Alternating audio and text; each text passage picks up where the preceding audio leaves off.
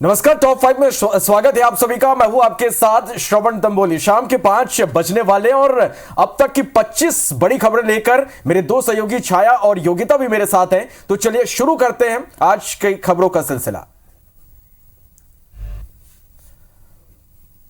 तो चलिए, कांग्रेस ने पहली सूची में आज 30 उम्मीदवारों की घोषणा कर दी है और इसमें मुख्यमंत्री भूपेश बघेल के साथ सभी मंत्रियों और प्रदेश के बड़े नेताओं के नाम भी शामिल हैं। हालांकि कांग्रेस के इस लिस्ट में मंत्री गुरु रुद्र कुमार की सीट बदल दी गई है। गुरु रुद्र कुमार इस बार नवागढ़ से चुनाव लड़ेंगे और पहली सूची में 8 विधानसभा क्षेत्रों में प्रत्याशी बदले गए। कांग्रेस की पहली सूची में 4 महिला प्रत्याशी हैं। दंतेवाड़ा से देवती कर्मा की जगह उनके बेटे छविंद्र कर्मा को इस बार टिकट दिया गया। इसके साथ ही कांकेर से शिशुपाल सोरी का टिकट कटा है। शंकर ध्रुवा को प्रत्याशी यहां से बनाया गया है। वहीं चित्रकूट से राजमन बेंजाम की जगह पीसीसी चीफ दीपक बैच को टिकट दिया गया है। तो वहीं मध्य प्रदेश विधानसभा चुनाव को देखते हुए कांग्रेस ने अपनी पहली लिस्ट भी जारी कर दी है। इस लिस्ट में 144 उम्मीदवारों के नाम शामिल हैं। कांग्रेस ने पूर्व सीएम कमलनाथ को छिंदवाड़ा से टिकट दी है। इसके अलावा पूर्व सीएम दिग्विजय सिंह के भाई और बेटे दोनों को इस लिस्ट में जगह दी गई है। कांग्रेस ने सीटों पर ज्यादा फेरबदल नहीं किया है, खासकर दिग्गजों की सीटों को सुरक्षित रखा गया है। दूसरी तरफ दिग्विजय सिंह के बेटे जयवर्धन सिंह राघवगढ़ से ही चुनावी मैदान में होंगे। नेता प्रतिपक्ष और मध्य प्रदेश कांग्रेस के वरिष्ठ नेता गोविंद सिंह भिंड की लाहार सीट से चुनाव लड़ेंगे। इंदौर विधानसभा क्रमांक 1 से कैलाश विजयवर्गीय के सामने संजय शुक्ला ताल ठोकेंगे। वहीं संजय वर्तमान विधायक भी हैं। इसी तरह इंदौर 2 से चिंतामणि चौक से चिंटू और इंदौर 4 से राजा मधवानी चुनाव मैदान में। मध्य प्रदेश में कांग्रेस ने 144 प्रत्याशियों की पहली सूची तो जारी कर दी है, लेकिन अब पार्टी में विद्रोह शुरू हो गया है। सेना इस्तीफा दे रहे हैं। ग्वालियर में केदार कंसाना ने कांग्रेस से इस्तीफा दे दिया है और केदार ने कहा कि पार्टी के लिए 25 साल से काम कर रहा था, लेकिन पार्टी ने गद्दारों को टिकट दिया है। वहीं सागर में शारदा खटीक ने इस्तीफा दिया। नरियावाली विधानसभा क्षेत्र कांग्रेस टिकट की दावेदारी की थी। कांग्रेस ने सुरेंद्र चौधरी को नरियावाली से प्रत्याशी बनाया है। भोपाल में मीडिया कमेटी के उपाध्यक्ष अजय सिंह यादव ने भी पार्टी छोड़ने का ऐलान किया है। ओबीसी कैटेगरी की उपेक्षा करने का आरोप लगाया गया। वहीं दतिया में राजेंद्र भारती समर्थकों ने विरोध प्रदर्शन किया। कांग्रेस प्रत्याशी अविदेश नायक के खिलाफ नारेबाजी भी की गई। इधर छत्तीसगढ़ में उम्मीदवारों के टिकट कटने पर सीएम भूपेश बघेल का बयान सामने आया है। कांग्रेस में सबको स्थान मिलता है, ऐसा उन्होंने कहा है, और सभी साथी सहयोगी हैं, उन्हें हम मना लेंगे। टिकट नहीं मिलने से निश्चित रूप से लोगों में थोड़ी सी नाखुशी होती है, लेकिन सब साथी हैं, हमारे साथी हैं, सबको मना लेंगे। ऐसा नहीं है कि उनको टिकट कर गए, इसका मतलब ये थोड़ी है कि दूध की मक्खी की तरह निकाल के फेंकते हैं। हमारी पार्टी में सबको स्थान मिलता है। कांग्रेस उम्मीदवारों के पहले लिस्ट पर पीसीसी चीफ कमलनाथ ने क्या कहा, आपको सुनवाते हैं। उम्मीदवार हैं जिनकी मध्य प्रदेश में हमारी पूरी तैयारी है। जो लिस्ट हमने जारी करी है, 65 ऐसे हमारे उम्मीदवार हैं जिनकी उम्र 50 से कम है। 19 महिलाएं हैं। जो हमने कहा था हमने किया है।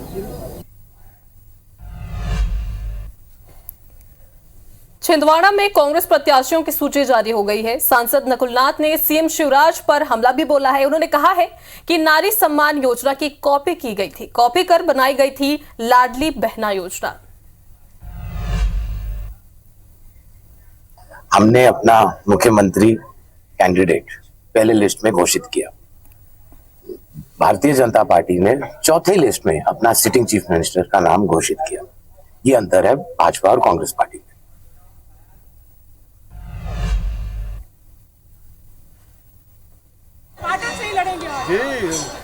ये अफवाह फैला रहे थे, उसका मुंह बंद हो गया। बहुत सारे पुराने लीडर्स को मिला है, यहाँ टिकट मौका मिला है, कई पुराने फेस है। देखो, फर्स्ट फेज में 20 टिकटों में आप देखेंगे 8 प्रत्याशी बदले गए हैं। मतलब इससे ज़्यादा और प्रत्याशी बदला नहीं जा सकता। सर 25 महिलाओं को मौका मिला है, 25 महिलाओं को मौका मिला है। ठीक है ना, वो आगे और बढ़ेगा। ये राजनाथ काटी आप लोगों ने काटी नहीं, बदले हैं। बदले हैं तो ये सर्जरी आगे भी रहेगी क्या जारी? इंतजार करिए उसका, दूसरी सूची की इंतजार करिए। पहले पेज में जगदलपुर का बचा हुआ है सीट, हो जाएगा एक दो दिन। सर चौका है सर। मुकाबला जबरदस्त होगा। हाईकमान ने गिरीश देवांगन पर विश्वास व्यक्त किया है और हमें पूरा विश्वास है कि जबरदस्त टक्कर के साथ कांग्रेस की जीत होगी। सर एक चौंकाने वाला राजा और किसान की लड़ाई है। और कल आप लोग पूछ रहे थे ना नया क्या है, देख लीजिए नया सोचे थे। बड़ा सरप्राइज सरप्राइज है ना, मोहन अग्रवाल के खिलाफ भी ऐसी कोई सरप्राइज दे रहे हैं। देखिए इंतजार करिए। लो भला 8 टिकट बदल दिए, 8 प्रत्याशी बदल दिए, 40% हो गया है ना। यदि राजनांदगांव भी कहेंगे तो नया ही प्रत्याशी है, 20 में से 9 जल्दी। 17 को कह रही है पहला रिलीज कर अगली सूची आएगी। हाँ तो उसके बाद ही आएगी। तो बड़ी सर्जरी नहीं कर देंगे क्या? भाई पार्टी क्या करेगी अभी मैं कैसे पूर्वानुमान लगा सकता हूँ।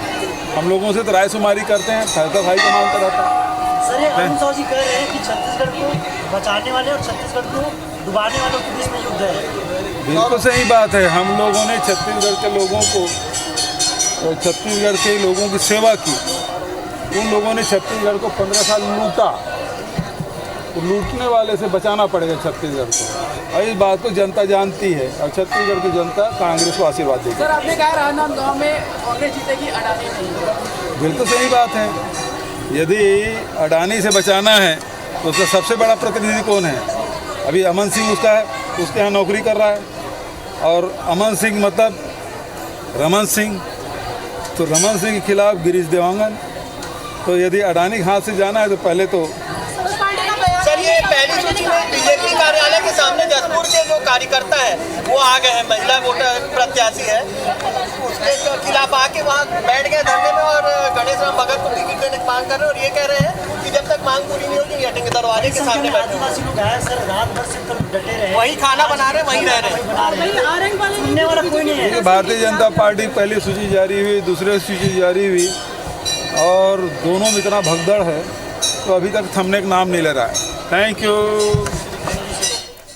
चलिए तो सीएम भूपेश बघेल को आप सुन रहे थे। टिकट फाइनल होने के बाद उन्होंने मंदिर जाकर आशीर्वाद लिया। नवरात्र का आज पहला दिन भी है। टिकट सूची आज कांग्रेस की पहली जारी हुई है और मीडिया के कई सवालों को उन्होंने जवाब दिया। कहा कि मुकाबला इस बार रोचक होगा।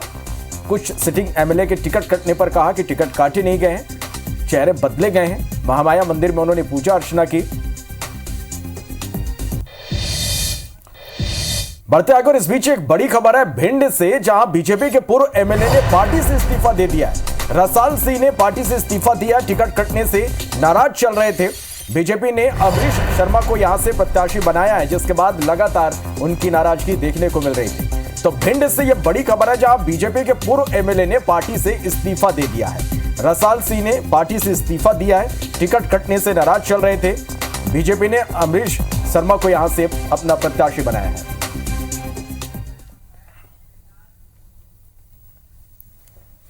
तो कांग्रेस प्रत्याशियों की सूची जारी होने पर मंत्री विश्वास सारंग का बयान भी सामने आया है। उन्होंने कहा है कि बड़ी देर कर दी हुजूर, आते आते फाइनल होने के बाद ही कांग्रेस की सूची आनी थी।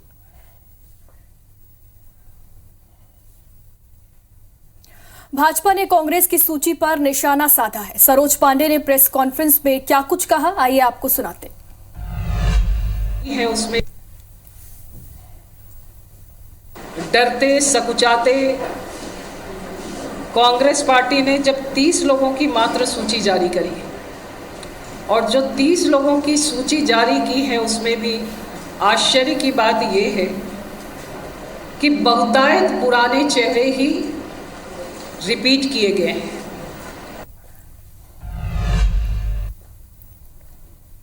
कांग्रेस ने राजनांदगांव से रमन सिंह के खिलाफ गिरीश देवांगन को टिकट दिया है। गिरीश देवांगन ने टिकट मिलने पर क्या कहा, आपको सुनाते हैं।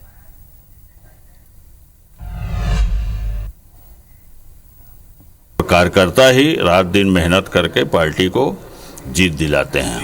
बिल्कुल 100% जीतेंगे। हमारे कार्यकर्ताओं की मेहनत के दम पर जीतेंगे और हाईकमान ने जो हम पर विश्वास जताया है उसे खरा उतरेंगे। कांग्रेस के प्रत्याशियों की पहली सूची पर डिप्टी सीएम टीएस सिंहदेव ने क्या कहा, आपको सुनवाते हैं।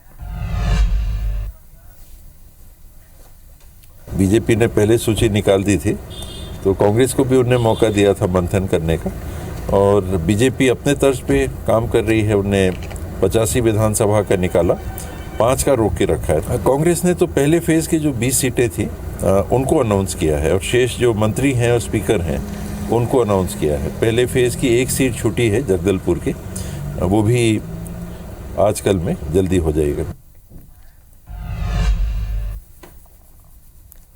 तो वहीं कांग्रेस पार्टी की पहली लिस्ट जारी होने के बाद बीजेपी प्रदेश अध्यक्ष अरुण साव का बयान भी सामने आया है। अरुण साव ने कहा है कि कांग्रेस ने 8 विधायकों के टिकट काट दिए हैं। उन्होंने कहा कि यहां सरकार की विफलता का ठिकरा सीटिंग एमएलए पर फोड़ा गया है। पार्टी को 8 अपने विधायक के पहले दिन सूची जारी कर अपने आप को सनातन प्रेमी होने का जो ढोंग कांग्रेस पार्टी कर रही है, और लगातार सनातन और सनातन प्रेमियों से घृणा करने का काम कांग्रेस पार्टी ने लगातार किया है। जिस प्रकार से कांग्रेस पार्टी को 8 अपने विधायकों की टिकट काटनी पड़ी है, ये बताता है कि कांग्रेस सरकार ने प्रदेश में जनता के लिए कुछ भी नहीं किया, और उसका ठीकरा विधायकों पर भूपेश बघेल जी फोड़ने का काम कर रहे हैं।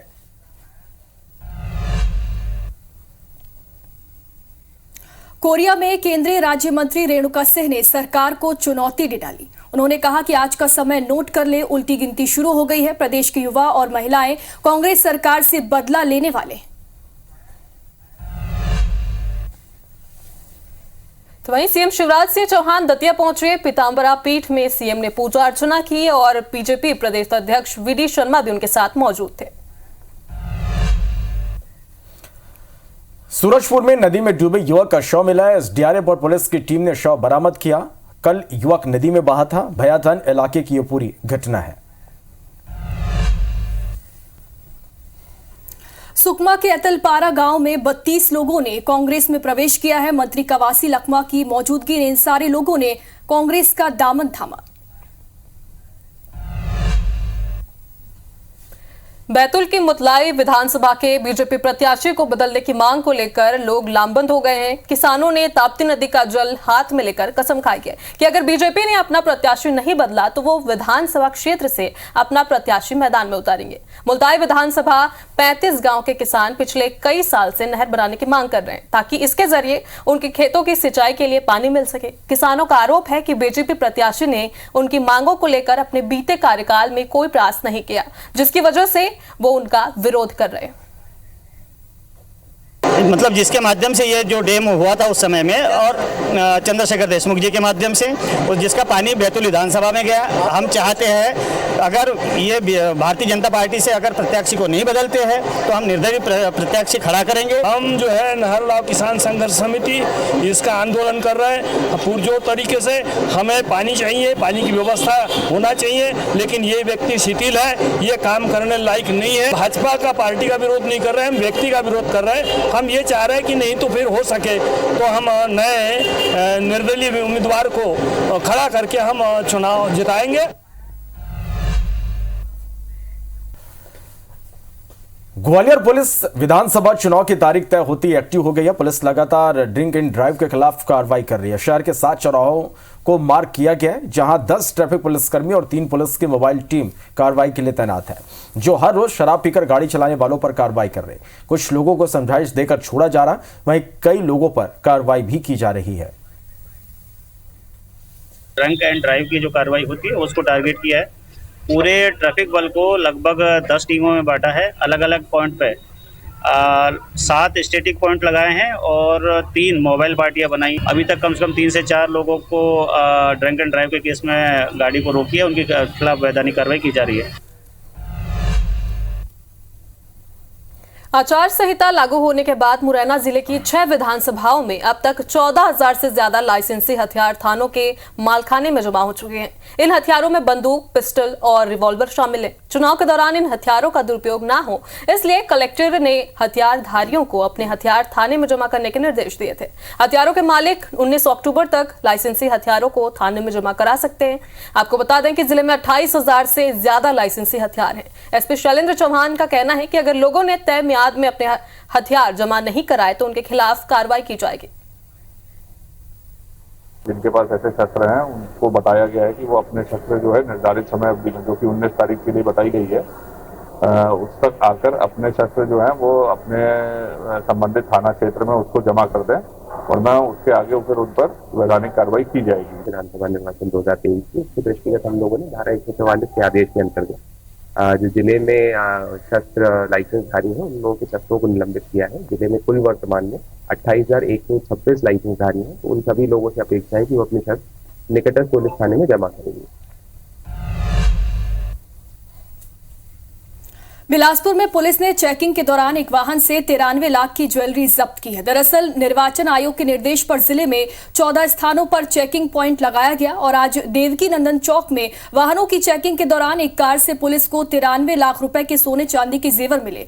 जब पुलिस ने कार सवार लोगों से दस्तावेज पेश करने को कहा तो वो कोई दस्तावेज नहीं दिखा पाए, जिससे पुलिस ने जेवरों को जब्त कर लिया। बता दें कि एक दिन पहले पुलिस ने व्यक्ति के पास से 5,61,000 रुपए बरामद किए थे। गौरेला में पति ने पत्नी की डंडे से पीट कर हत्या कर दी। मामला गौरेला थाना के देवरगांव का है। शराबी पति ने पत्नी को खाना देने से मना करने पर उसे मौत के घाट उतार दिया। फिलहाल पुलिस ने आरोपी पति कुंवर सिंह को गिरफ्तार कर लिया है और उसे रिमांड पर जेल भेज दिया। और अब देख लेते हैं यूपी अपडेट।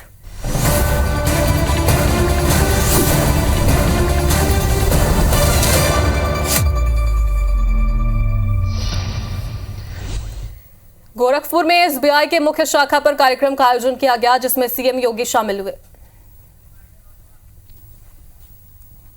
हम सब सॉलिड वेस्ट या किसी भी प्रकार के वेस्ट को वेल्थ में बदलने के लिए कार्य कर सकेंगे। इस दृष्टि से आज नगर निगम की ये पहल अत्यंत सराहनीय है और मुझे विश्वास है कि यह गोरखपुर को वास्तविक रूप से स्मार्ट सिटी के रूप में स्थापित करने में इसकी बड़ी भूमिका होगी।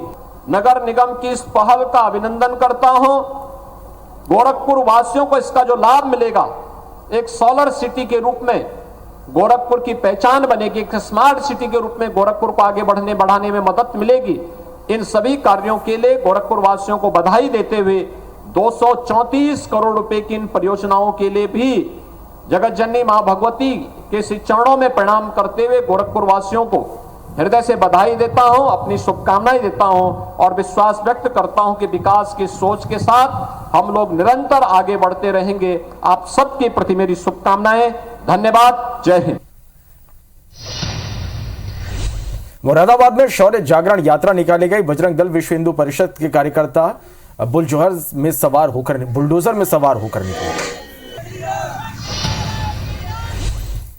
बुलंदशहर में मीना हत्याकांड पर पुलिस ने खुलासा किया, जहां दामाद ही सास का कातिल निकला। घर में सो रही मीना देवी पर धारदार हथियार से हमला किया गया और पुलिस ने आरोपी बंटी को गिरफ्तार कर लिया है। खुर्जा नगर कोतवाली क्षेत्र के बरौली गांव में 2 दिन पहले वारदात हुई। अयोध्या की रामलीला का आयोजन किया गया। रामलीला में वेदवती का किरदार निभा रही मैंने प्यार किया जैसी सुपरहिट फिल्म की नायिका भाग्यश्री और रावण का किरदार निभा रहे महाभारत में चर्चित धृतराष्ट्र का अभिनय करने वाले गिरजा शंकर के मंचन से औपचारिक शुरुआत की गई। तापमान में गिरावट के साथ मौसम में अब ठंडापन आने लगा। रात और सुबह शाम के तापमान में और दिन के तापमान में साफ अंतर दिखाई दे रहा है। इसके साथ ही नोएडा में वायु गुणवत्ता सूचकांक काफी गिर गया है और खराब श्रेणी में इस दर्ज किया गया। इससे विजिबिलिटी भी अब काफी कम हो रही है। उत्तर प्रदेश और उत्तराखंड की हर खबर को जानने के लिए IBC 24 यूपी UK को सब्सक्राइब करें और नोटिफिकेशन बेल दबाना ना भूलें। तो इसी के साथ फिलहाल इस बुलेटिन में इतना ही। लगातार खबरों के अपडेट के लिए आप बने रहिए और देखते रहिए IBC 24। हमें दीजिए इजाजत। नमस्कार।